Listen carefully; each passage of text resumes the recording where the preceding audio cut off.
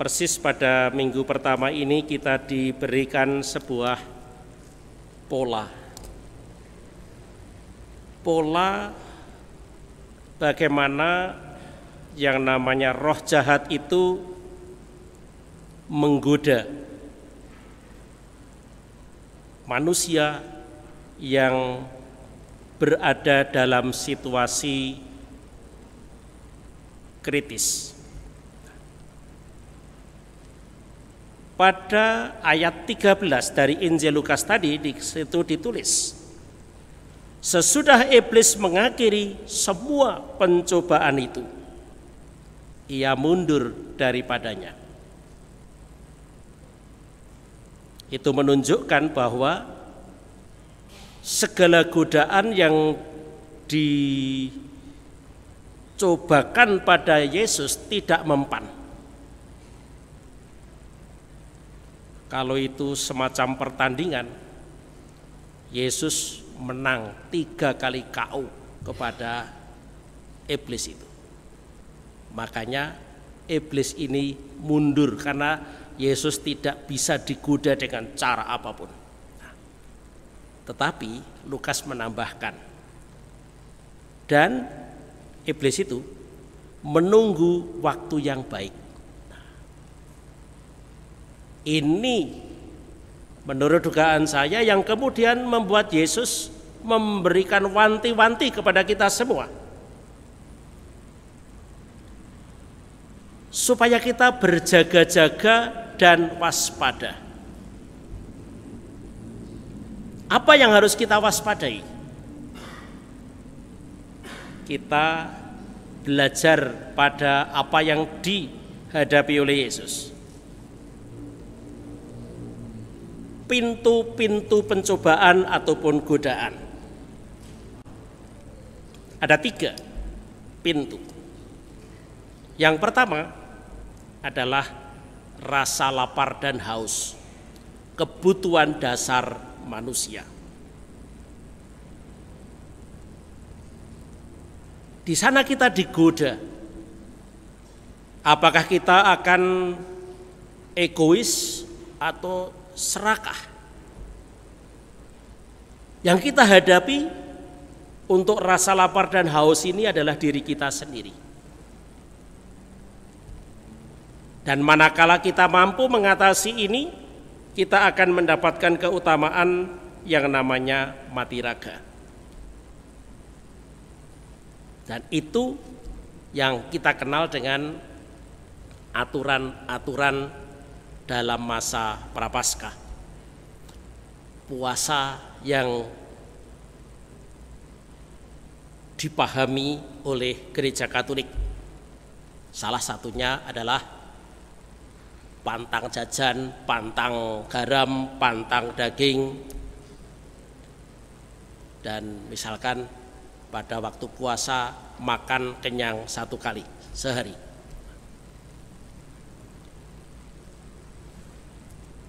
Pintu godaan yang kedua ada di mana? Ada di kekuasaan dan jabatan. Kita sudah dan akan menghadapi pintu ini terus-menerus. Kalau dalam rangka politik ada masa pemilu, entah itu pilkada, entah itu pilek ataupun pilpres atau pil apa lagi gitu ya. Kita semua masih ingat tentu saja bahwa mereka semua yang bernafsu untuk berkuasa, untuk meraih jabatan tertentu, mereka menggunakan segala macam cara, termasuk membeli suara. Bukan barang aneh kalau orang cerita untuk mendapatkan kedudukan ini dia mengeluarkan sekian miliar. Kalau tidak sekian miliar keluar, tidak akan jadi. Uang miliaran itu kemana? Untuk membeli suara. 1 suara tinggal pasang harga berapa? Dan kita bisa bayangkan berapa kontestan yang akan bermain seperti itu. Kenapa? Di sana yang diperjuangkan adalah kemenangan.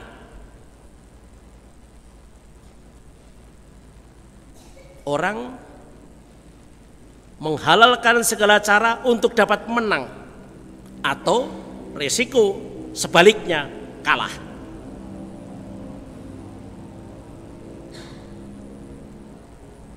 Orang begitu ambisius untuk mendapatkan kekuasaan dan jabatan, karena dengan kekuasaan dan jabatan orang dapat mengatur, menguasai. Yang pertama pasti alam, yang kedua sesamanya.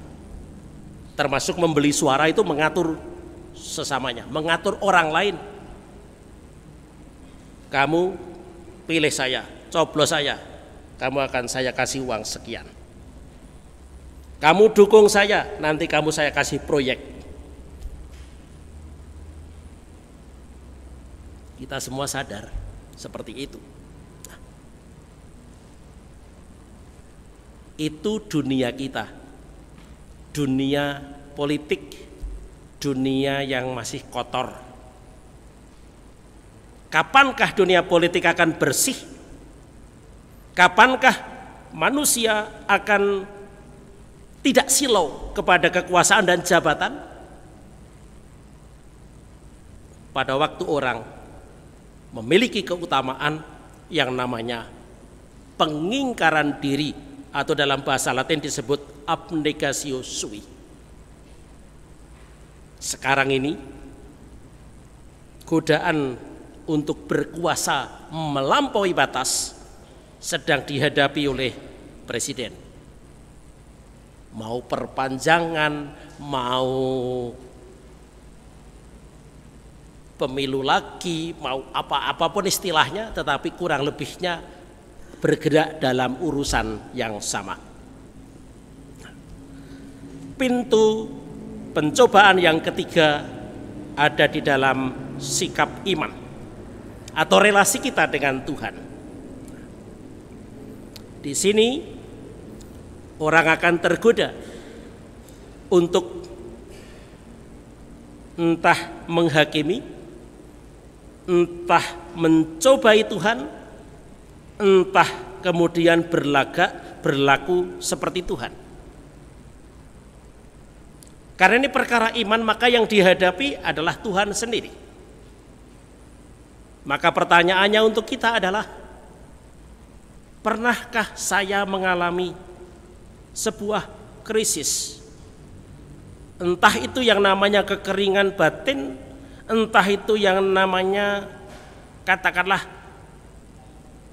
situasi sial, situasi tidak menguntungkan, yang mungkin dalam istilah sudah jatuh tertimpa tangga. Gambar dari situasi krisis itu dicatat di dalam kitab Ulangan. Bagaimana mereka umat Israel itu mengalami penganiayaan dan penindasan di Mesir. Dan pada waktu Tuhan sudah mengambil langkah menuntun mereka keluar dari Mesir, mereka harus memasuki padang gurun. Dan di padang gurun mereka diuji oleh Tuhan, apakah masih bisa percaya.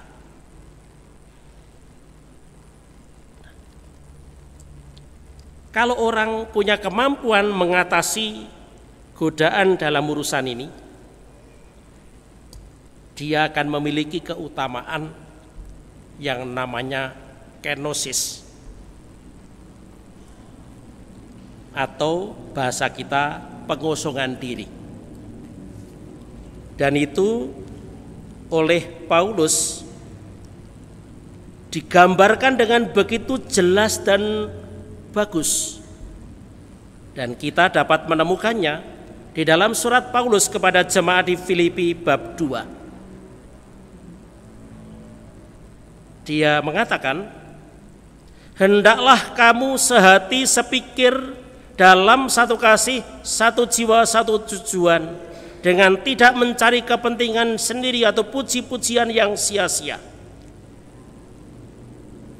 Hendaklah kamu dalam hidupmu bersama menaruh pikiran dan perasaan yang terdapat juga dalam Kristus, yang walaupun dalam rupa Allah tidak menganggap kesetaraan dengan Allah itu sebagai milik yang harus dipertahankan, melainkan telah mengosongkan diri dan mengambil rupa seorang hamba dan menjadi sama dengan manusia. Itu istilah kenosis, pengosongan diri, dilukiskan paling tepat ada di sini. Maka berhadapan dengan 3 pintu ini pada awal masa Prapaskah, kita memang diharapkan untuk cermat, mencermati pintu-pintu itu tadi. Dalam urusan dengan mulut, dengan mata, dengan telinga, dengan tangan dan kaki, bagaimana? Kalau kita coba lihat ketiga pintu pencobaan itu, akhirnya kita mendapatkan 2 hal. Bagaimanakah kita seharusnya menghadapi roh jahat? Hal yang pertama kita harus cermati dan sadari adalah bahwa ke dalam 3 poin pencobaan itu, ketiganya berbicara tentang batas. Orang lapar diberi makan, ada batas.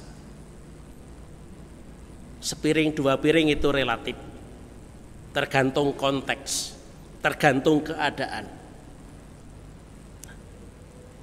Kalau orang dalam hal urusan makan menjadi serakah, menjadi rakus, itulah persis poinnya. Kapankah orang disebut rakus, kapankah orang disebut serakah dalam urusan makan? Tergantung kita mau menentukan batasnya ada di mana. Tapi yang pertama adalah ada batas. Batasnya di mana? Tergantung konteks. Nah, pada saat kita berhadapan dengan batas-batas seperti itu, kuncinya ada di mana? Kuncinya ada di rasa cukup. Apakah berhadapan dengan godaan demi godaan tadi, kita akan mengatakan kepada diri saya sendiri, cukup. Yang menentukan diri saya. Perasaan cukup itu akan menghalangi kita dari tindakan melampaui batas. Jadi di sana yang namanya dosa itu apa? Dosa tidak lain adalah sebuah tindakan yang melampaui batas. Itu poin pertama untuk melihat langkah-langkahnya. Karena setan atau iblis memang berusaha untuk menggoda kita melampaui batas. Yang kedua, bagaimanakah iblis dapat dikalahkan? Kita belajar pada Yesus. Jawaban Yesus itu cekak aos. Kita lihat yang pertama, jawaban Yesus. Untuk godaan batu menjadi roti, Yesus hanya menjawab, manusia hidup bukan dari roti saja. 1 kalimat selesai.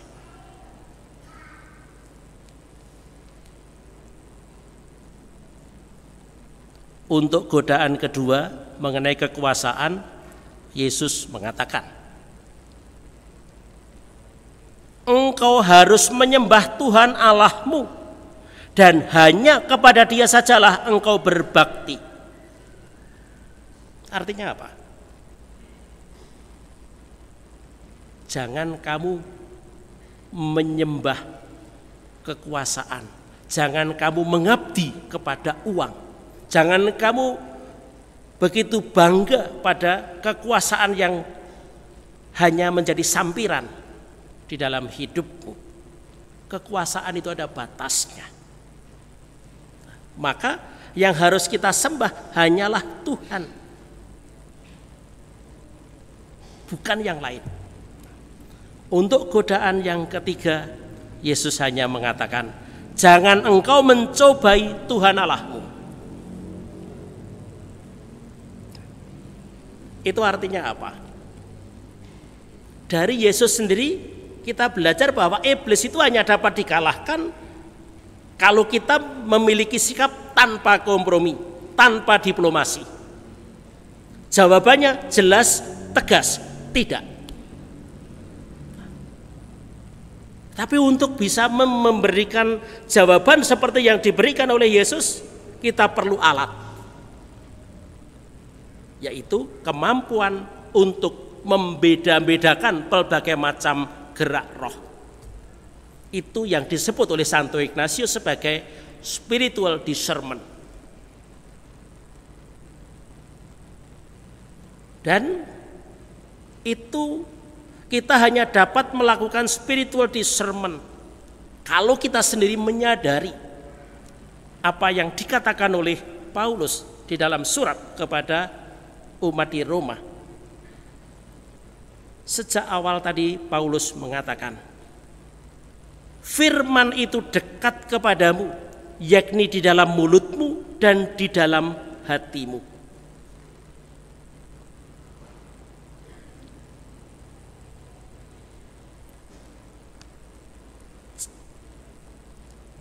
Sebab jika kamu mengaku dengan mulutmu dan percaya dalam hatimu bahwa Allah telah membangkitkan dia dari antara orang mati, maka kamu akan diselamatkan. Jadi